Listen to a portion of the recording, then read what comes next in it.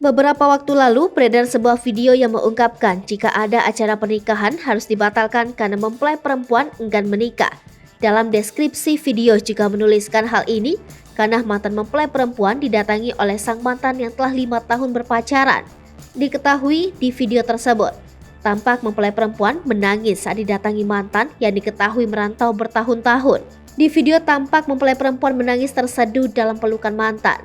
Diketahui juga mantan yang datang menggunakan batik seolah ikut merayakan pernikahan mantan itu pun tak kuasa memeluk sang mantan. Pengantin perempuan menangis terseduh di antara tempat duduk para tamu. Tampaknya hal ini terjadi ketika mempelai perempuan akan melaksanakan akad nikah. Dituliskan juga jika pernikahan tersebut dibatalkan karena mempelai wanita menolak menikah setelah kedatangan mantan. Ternyata faktanya tidak demikian. Sosok laki-laki yang datang dan memeluk pengantin perempuan adalah kakak kandung pengantin perempuan. Keduanya berpelukan karena sedih harus berpisah. Seperti saudara pada umumnya, sedih kalau salah satu saudara pergi jadi milik orang lain, ujar pengantin perempuan saat Sripoku.com mengkonfirmasi kejadian ini. Banyak narasi yang mengatakan bahwa laki-laki tersebut adalah mantan kekasihnya. Dengan tegas pengantin perempuan itu mengatakan tidak pada Sripoku.com dan memberikan bukti-buktinya.